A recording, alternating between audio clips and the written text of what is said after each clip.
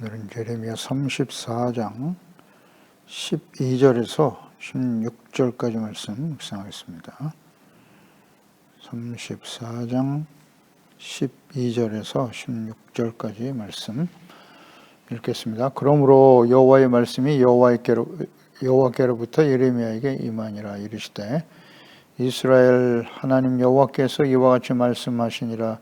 내가 너희 선조를 애굽 땅 종의 집에서 인도해 낼 때에 그들과 언약을 맺으며 이르기를 너희 형제 히브리 사람이 내게 팔려왔거든 너희는 7년 되는 해에 그를 놓아줄 것이니라. 그가 6년 동안 너를 섬겼은즉 그를 놓아 자유롭게 할지니라 하였으나 너희 선조가 내게 순종하지 아니하며 귀를 기울이지도 아니하였느니라.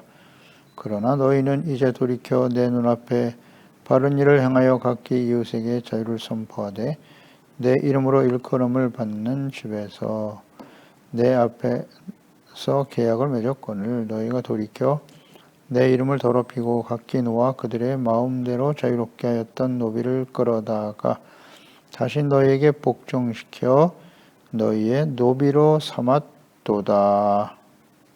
아멘. 하나님의 이름을 더럽히지 말라. 언약에 가담한 고관과 백성들, 왕의 명령에 따라서 노비와 종들을 풀어주어 자유롭게 하는 일이 있었습니다. 시드기야 왕이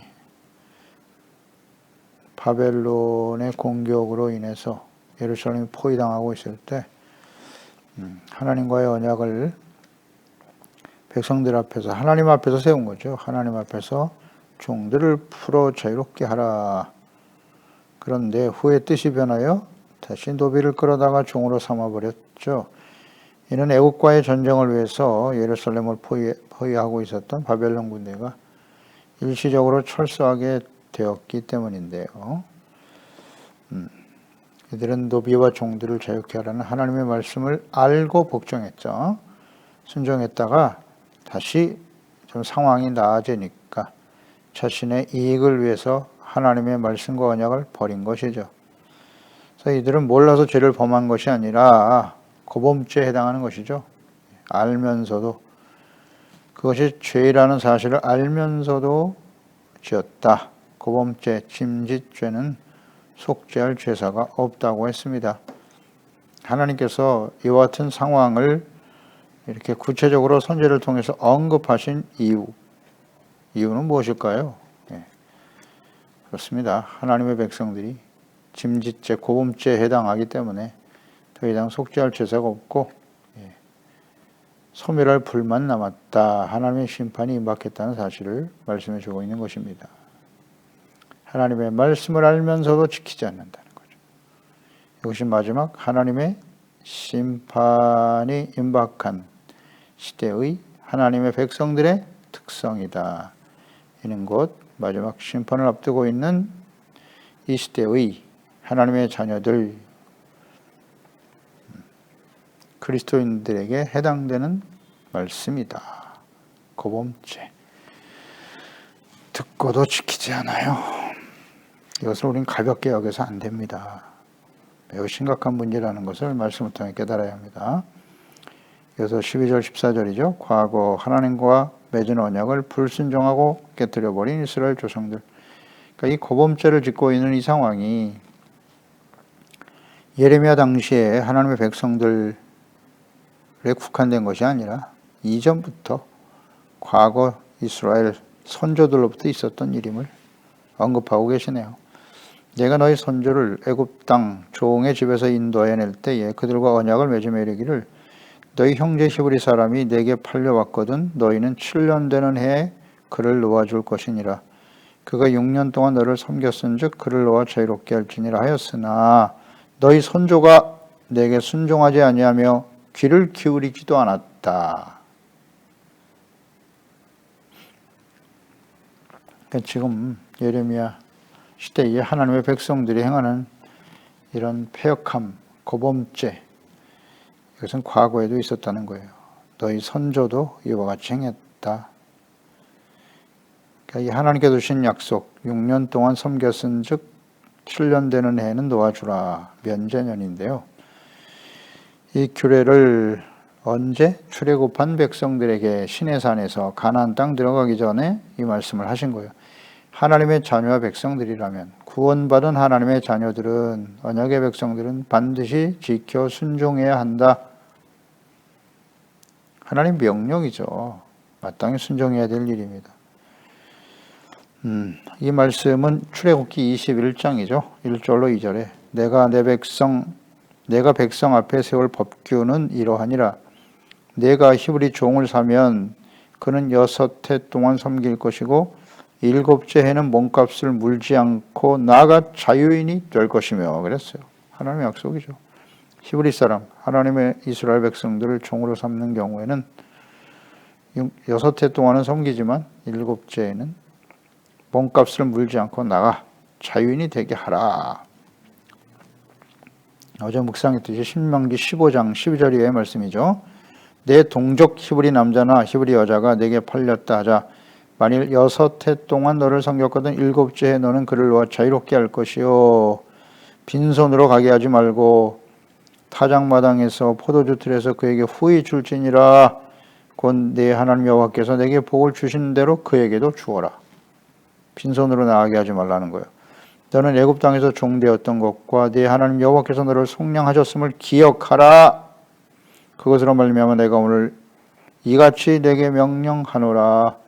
애굽에서 종되었던 것을 생각하고 하나님의 형제들 이스라엘 백성들 중에 종이 있으면 6년 동안 섬기면 7년째 면제년에는 자유케 하라는 겁니다.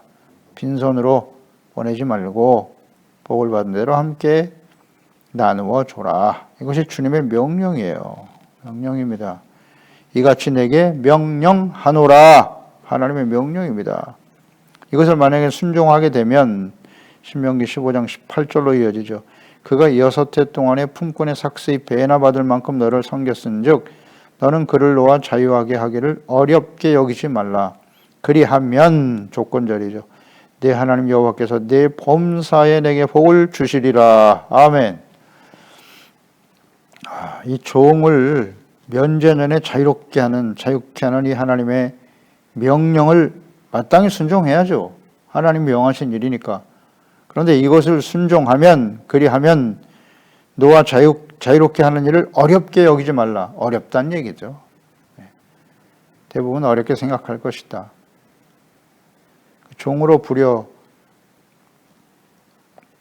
자신에게 이익을 주는 그 종을 내보낸다는 게 쉽지 않죠. 자유롭게 아무것도 받지 말고 보내라. 오히려 그에게 돈을 주어 보내라 그랬단 말이에요. 퇴직금까지 주어서 내보내라. 쉽지 않죠. 쉽지 않습니다. 종은 자기 재산이나 마찬가지인데 그것을 내려놓으라는 거죠. 어렵게 여기지 마라. 그리하면 범사에 복을 주신대요. 범사에. 야, 이거 대단한 하나님의 약속의 말씀이네요. 범사에 복을 받게 될 것이다. 그러니까 굉장히 하나님께서 이 하나님의 같은 형제들 중에 하나님의 백성들 중에 종으로 팔려와서 뭐 생활이 어려우니까 종으로 팔려왔겠죠. 약자죠, 약자. 이들을 정말 배려하시는구나. 그리고 가진 자로서 주인으로서 종을 대하는 태도, 너희도 과거에 애굽의 종이었다는 사실 잊지 말라고. 그들을 불쌍히 여기라고 이웃 사랑의 구체적 실천을 말씀하신 거예요. 그러면 범사에 복을 주신다. 그런데 하나님의 언약과 명령을 이스라엘 선조들은 듣지 않았습니다. 듣고도 불순종했어요. 그러니까 이러한 하나님의 명령과 규례를 대수롭지 않게 여겼어요. 하나님의 말씀보다는 종을 통해서 얻는 자신의 이익이 더 중요한 사람들이죠. 그러니까 하나님의 말씀을 무시하는 거예요. 약자들을 불쌍히 여겨라. 이웃사랑의 실천. 이걸 하면 하나님께서 범사에 복을 주시겠다고 약속을 하셨는데도 하나님이 주는 축복보다 종을 통해서 얻는 물질적인 이익을 더 추구하는 거죠. 참 어리석지 않습니까? 이것이 하나님의 백성들의 모습이었단 말이에요. 선조들이 그와 같았다. 그러니까 이렇게 작은 일에 이웃을 사랑하는 일이 곧 하나님을 사랑하는 일과 직결되는 겁니다. 직결되는 거예요. 이웃사랑. 누가복음 10장에 보면 율법사가 와서 예수님을 시험하기 위해서 묻지 않습니까? 율법 중에 제일 중요하고 큰 계명이 무엇입니까? 27절에 대답하여 이르되 내 마음을 다하여 목숨을 다하며 힘을 다하여 뜻을 다하여 주 너희 하나님을 사랑하고 또한 내 이웃을 자신과 같이 사랑하라 하였나이다. 예수님 그렇게 질문하니까 그럼 너는 율법을 어떻게 알고 있니? 네 생각은 어때? 하니까 이 대답을 한 거예요. 그 사람이 자기를 옳게 보이려고 예수께 여짜오되 그러면 내 이웃은 누굽니까? 우리가 자신의 몸같이 사랑해야 될 이웃은 누구죠? 라고 질문하잖아요. 그때 이제 예수님께서 대답하여 이르시되 어떤 사람이 예루살렘에서 여리고로 내려가다 강도를 만났다. 강도들이 그 옷을 벗기고 때려 거의 죽은 것을 버리고 갔다. 여리고로 내려가다가 강도 만난 사람, 그 이웃이 바로 우리가 사랑해야 될 이웃이다. 제사장 레위는 그냥 지나갔죠. 이방인 사마리아 사람이 거기에 가서 상처를 싸매주고 나귀에 태워 여관에 두고 돈까지 맡겨주면서 치료해달라고. 너희들 중에는 누가 그 사람의 이웃이 되겠느냐? 라고 묻죠. 당연히 사마리아 사람이 좋은 이웃이었다고 대답했습니다. 10장 36절 37절 내 생각이니 세 사람 중에 누가 강도 만난 자의 이웃이 되겠느냐? 이르되 자비를 베푼 자니이다. 예수께서 이르시되 가서 너도 이와 같이 하라 하시니라. 너도 이와 같이 하라고. 이웃사랑의 구체적 실천은 그렇게 약자들이에요. 고통받는 사람들이에요. 그런 사람들을 불쌍히 여기라는 거죠. 종들, 고아와 과부들. 그러니까 이웃사랑의 구체적 실천.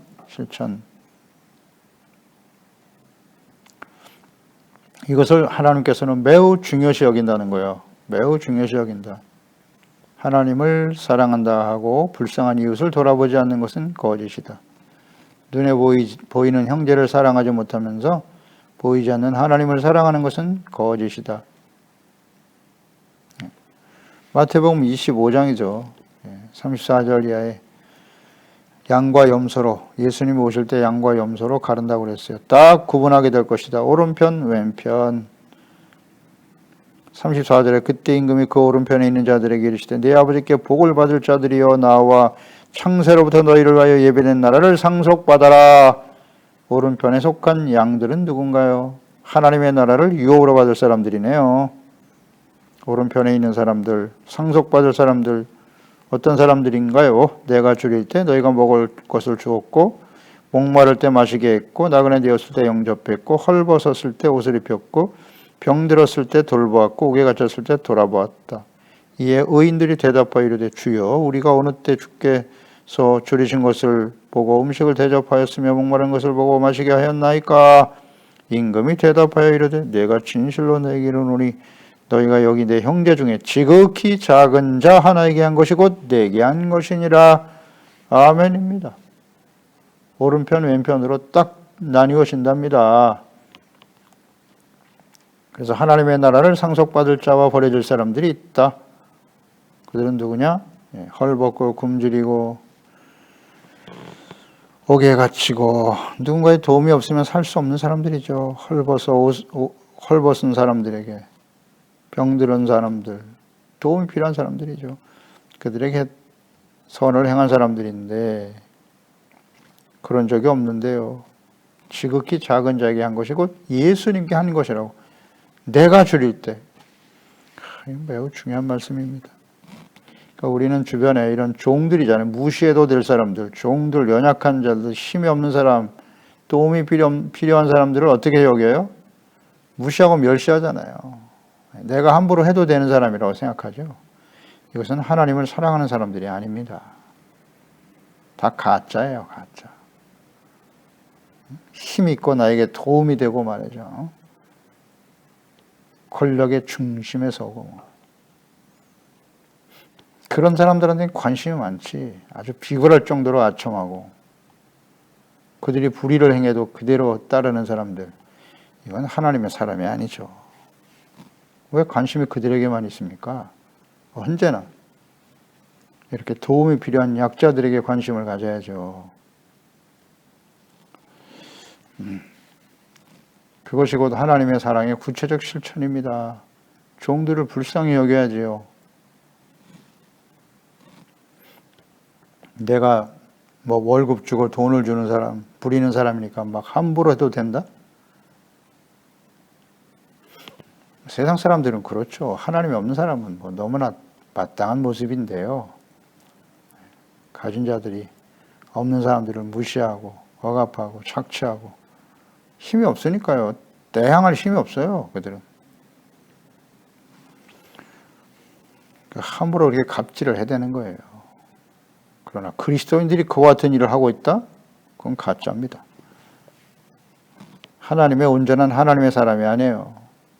그런 모습으로 나가서 무슨 예배를 드리고 하나님의 이름을 부르고 하나님을 모욕하는 행위입니다. 갈라디아서 5장 14절 온 율법은 내 이웃 사랑하기를 내 자신과 같이 하라 하신 말씀에서 이루어졌다. 이웃을 사랑하는 것이 자기 자신같이 이웃을 사랑하는 것이 온 율법을 이루는 것이라고 말씀해 주고 있죠. 그러나 언약의 백성 이스라엘 이 명령과 언약을 불순종했습니다. 무시했어요. 가난한 자들을 멸시하고 억압하고. 예레미야 7장 26절에 너희가 나에게 순종하지 아니하며 귀를 기울이지 아니하고 목을 굳게 하여 너희 조상들보다 악을 더 행하였다. 이런 말씀도 하셨고요. 예레미야 17장 23절에 그들은 순종하지 아니하며 귀를 기울이지 않았다. 그 목을 곧게 하여 듣지 아니하며 교훈을 받지 아니하였다. 이게 이스라엘 백성들의 특성이에요. 구약 성경 전체에 나타나는 하나님의 백성들의 특성이 교만이에요. 교만과 완악함. 하나님의 말씀을 듣지 않아요. 들으라고 계속 외치고 계신데 듣는다고 하는 것은 듣고 순종하는 것까지를 의미하는 거예요. 듣고 순종하라, 청종하라. 근데 듣지 않죠. 따르지 않아요. 누가요? 하나님의 백성들이요. 하나님의 백성들이 이렇다니까요.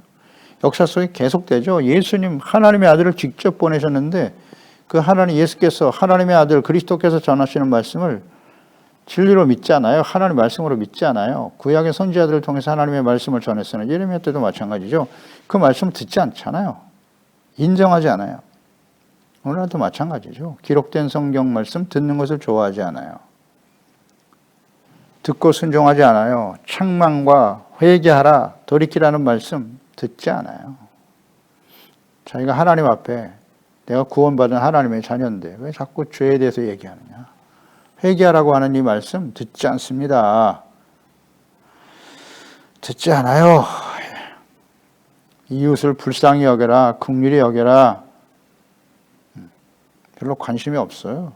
자신에게 유익을 주는 사람, 더 많은 재물을 얻고 출세하고 성공하고 더 많은 권력을 얻고 VIP가 되려고 하는, 갑이 되려고 하는 일에만 힘쓰고 그걸 복이라고 여기고 순엉터리예요. 하나님을 전혀 모르는 거예요. 그걸 복이라고 계속 말하고 축복받은 사람이라고 성공한 사람이라고 말합니까? 그래놓고 그걸 간증하면서 돌아다닙니까? 이런 어리석은. 그렇게 가르치는 자도 가르치는 종들이 문제죠. 언제나. 거짓 제사장들, 왕들, 선지자들이 문제였던 것처럼 오늘날 시대도 마찬가지죠. 그것을 옳다고 여기면서 가르치고 증거하고 주의 종들의 부패와 타락이죠. 15절 16절 그러나 너희는 이제 돌이켜 내 눈앞에 바른 일을 행하여 각기 이웃에게 자유를 선포하고 내 이름으로 일컬음을 받는 집에서 내 앞에서 계약을 맺었다. 이거 굉장히 귀하게 여기셨어요. 선행전에서 너희가 돌이켜 내 이름을 더럽혔다. 야, 이름을 더럽혔다고 표현하셨네요. 각기 노아 그들의 마음대로 자유롭게 하였던 노비를 끌어다가 다시 너희에게 복종시켜 너희 노비로 삼았구나. 이것은 곧 하나님의 이름을 더럽히는 일이라고 말씀하시네요. 그러니까 시드기야가 바벨론의 공격으로 예루살렘이 포위되었을 때 종들을 풀어 자유를 주는 이 언약, 출애굽기 21장 말씀, 신명기 15장 말씀을 순종했단 말이에요. 그렇게 하면 너희가 통치를 당하는 일이 없을 것이다. 다른 이방인들에게 통치당하는 일이 없다고 하는 말씀을 듣고 순종했어요. 선포했습니다. 종을 풀어주라고, 자유롭게 하라고. 그런데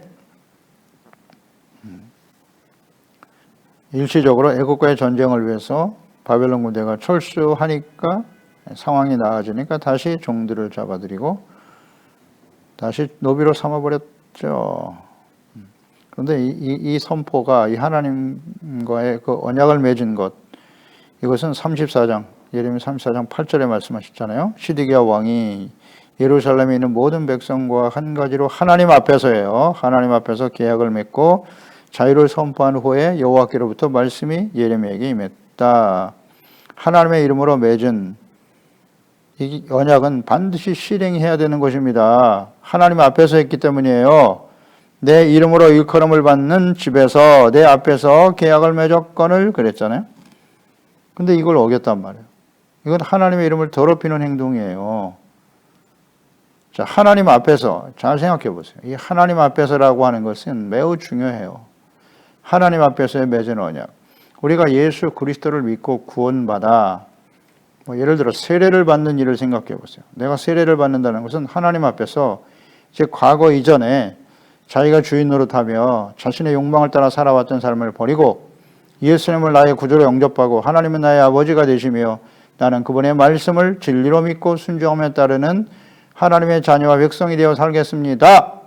하나님 앞에서 선포하는 겁니다. 세례받는 것은. 그러니까 그 세례를 받은 이후에는 하나님과의 관계를 소중하게 여겨야죠. 그래서 하나님 앞에 예배를 예배도 하나님 앞에서 드리는 거잖아요. 기도도 하나님 앞에서 드리는 거죠. 말씀을 듣는 것 역시 하나님 앞에 서는 일이겠죠. 이런 것들이에요. 구체적 실천이에요. 그리고 그 말씀을 듣고 우리는 당연히 아멘 하죠. 아멘 안 하면 그건 하나님의 자녀가 아니에요. 내가 하나님의 말씀을 듣고 아멘 하지 않는다는 것은 그것은 하나님의 자녀를 할 수 없죠. 당연히 아멘이죠. 하나님 말씀하시면. 그렇게 아멘으로 고백했단 말이에요. 순종하겠다는 거죠. 그런데 이것을 불순종한다? 하나님 말씀 앞에 서는 일은, 말씀을 듣는 일에는 두 가지밖에 없어요. 순종하든지 불순종하든지 둘 중에 하나예요. 순종하는 것이 마땅하죠. 불순종하는 것은 뭐예요? 하나님의 이름을 더럽히는 일이다. 그렇지 않나요? 선택은 두 가지뿐이에요. 우리 당연히 아멘하고 순종해야죠. 근데 아멘하고 순종하겠다고 고백했으면서 불순종으로 나타난다는 것은 이거는 돌이켜 하나님의 이름을 더럽히는 것이라고 오늘 말씀하시잖아요. 너희가 종들을 풀어주겠다고 하나님 앞에서 언약을 맺어놓고 그건 마땅히 행해야 할 일이에요. 하나님의 명령이기 때문에. 그런데 상황이 달라지니까 다시 자신의 이익을 위해서 노비로 끌어들여 하나님의 이름을 더럽히는 겁니다. 잘 생각해 보세요. 우린 이런 일들이 얼마나 많이 있나요? 예수 믿고 구원받은 이후에 이제는 하나님만을 나의 주님으로, 예수님만을 나의 주님으로 섬기며 살겠습니다. 주님의 말씀을 듣고 순종하는 사람이 되겠습니다. 그렇게 고백했지 않습니까? 하나님 앞에. 그런데 어때요? 하나님의 말씀을 들을 때 아멘하고 잘못을 깨닫고 눈물을 흘리기도 하고 그런데 돌아서서 삶의 현장에서는 눈에 보이는 현실적인 이익만을 추구하며 따라가는 정말 부끄러운 일이죠. 우리가 하나님의 이름을 더럽히는 일들이 무엇인가를 잘 생각해야 합니다. 불순종하고 거역하는 거예요. 상황에 따라서. 그래서 하나님 앞에서 맺은 언약을 저버리는 일,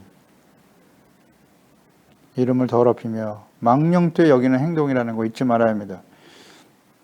그리고 이것이 우리가 선행절에서 묵상했죠. 하나님의 뜻이 무엇인지를 알아요. 그래서 노비를 풀어주었다가 다시 끌어들여서 노비를 삼았다는 얘기는 이건 고범죄에 해당한다는 거예요.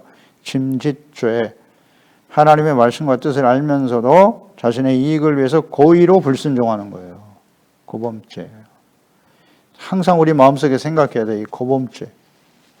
어떤 특별한 사람들에게만 해당되는 게 아니에요. 예레미야 당시에 하나님의 백성들이 그러니까 이 고범죄에 해당이 되고, 과거 애굽에서 구원받아 시내산에서 모세를 통해 하나님의 말씀을 들었던 하나님의 백성들 역시 마찬가지예요.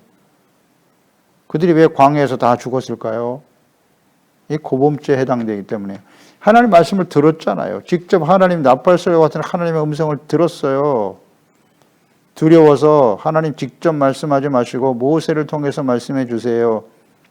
그러니 모세를 통해 하시는 모든 말씀은 하나님의 말씀으로 믿겠습니다. 그래 놓고는 하나님의 말씀을 듣지 않잖아요. 불순종하고 상황이 안 좋고 먹을 것이 없고 마실 물이 없고 고기를 먹지 못했다, 야채를 먹지 못했다, 원망 불평하고 있잖아요. 그리고 모세에게 끊임없이 대적하고 애굽으로 돌아가자고 외치고 있잖아요. 그들이 분명 아멘 해놓고 이와 같은 일을 행했습니다. 이것이 곧 하나님의 이름을 더럽히는 거예요. 그래서 어떻게 됐습니까? 속죄할 제사가 없다. 분명히 속죄할 수 있도록 성막도 만들게 하셨어요. 제사를 드리는 법도 분명히 가르쳐 주셨습니다. 그런데 그들은 어땠습니까? 끝까지 불순종했어요. 거역하는 일을 선택했어요. 하나님을 더럽힌 일을 한 거예요. 그래서 어떻게 됐다? 광야에서 다 죽었다. 그러니까 이 속죄, 고범죄를 항상 생각해야 돼요. 고범죄는 속죄할 제사가 없다는 거예요. 오직 하나님의 심판만이 있다. 잊지 말아야 됩니다. 이 고범죄는 누구에게 해당이 되는 죄일까요? 불신자들에게는 고범죄가 없어요. 모르고 짓는 죄니까. 예수 그리스도를 믿고 구원받은 하나님의 자녀 백성들에게 해당되는 죄예요. 이게 심각하지 않습니까? 고범죄, 짐짓죄. 그러니까 하나님과 말씀을 자신의 뜻대로 언제든지 버릴 수 있다고 생각하는 거예요. 이건 매우 위험합니다. 아주 교만하고 완악한 사람들이죠. 이건 하나님을 멸시하는 행위예요. 속죄할 제사가 없어요. 회개를 하지 않으니까 너무나 당연하다고 여기는 거예요. 형제 중에 약자를 불쌍히 여기며 사랑하는 것이 곧 하나님을 사랑하는 일이라는 거 잊지 말아야 합니다. 예. 약자를 불쌍히 여겨라. 요한복음 13장 33절 새 계명이잖아요. 서로 사랑하라. 내가 너희를 사랑한 것 같이 너희도 서로 사랑하라.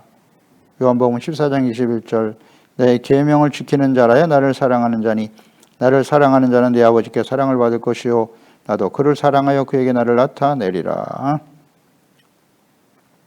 서로 사랑하라. 어려운 이웃들을 사랑하는 거예요. 힘있고 돈 있는 사람 사랑하는 것은 누구든지 해요. 나에게 잘해주는 사람, 도움을 주는 사람, 이익을 주는 사람 너무너무 사랑하고 좋아하죠. 모든 걸 다 갖다 바칠 정도로 사랑합니다. 이렇게 약자들, 종들, 힘없는 사람들 그런 사람들을 사랑하는 것이 곧 하나님의 계명을 순종하는 일이고 하나님을 사랑하는 것이다. 그렇습니다. 가까이 있는 우리 부모님들, 힘 있는 부모, 재물 있고 능력 있는 부모한테는 그냥 절대 순종하고 다르죠. 그런데 부모가 힘이 없고 가진 것이 없고 배운 것이 없고 완전 무시하잖아요.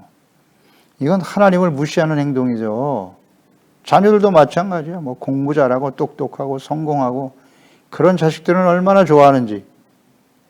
좀 지능이 떨어지고 지식 능력이 없고 루저라고 생각하는 자식은 얼마나 멸시하는지 몰라. 부모도 이렇게 자식들을 잘못 대하고 있어요. 사랑해야 될 가족들 간에도 남편 간에도 마찬가지죠. 힘 있고 능력 있는 돈 잘 벌어오는 남편을 얼마나 사랑한다고 하는지. 그렇지 않잖아요. 힘없고 연약한 남편과 아내 서로 사랑해야 되는데 이 사랑을 실천하지 못하잖아요. 이 땅에 자신의 욕망을 완벽하게 채울 수 있는 대상은 없어요. 없습니다. 그렇게 힘없고 연약하고 고통 중에 있는 사람들을 진심으로 사랑할 수 있어야죠. 그것이 곧 하나님을 사랑하는 일이고 그럴 때 하나님께서 약속하신 대로 범사의 복을 주시는 거예요. 이웃 사랑을 실천하지 못한다면 우리는 하나님의 이름을 더럽히는 사람이라는 것 잊지 말아야겠습니다. 기도하십니다. 하나님 아버지, 오늘도 주의 말씀을 듣습니다. 굉장히 무거운 말씀이네요. 계속해서 하나님의 언약의 말씀을 지켜 순종한다고 하고 어려울 때, 환난이 다가올 때는 하나님의 말씀을 순종하는 것 같으나 상황이 나아지면 또다시 하나님의 말씀을 무시하고 자신의 이익과 유익을 따라 살아가는 사람들, 이것이 곧 하나님의 이름을 더럽히는 일이라고 말씀하시네요. 이웃사랑에 대한, 이웃사랑이 누굽니까? 강도 만난 사람이 이웃이라고 그랬어요.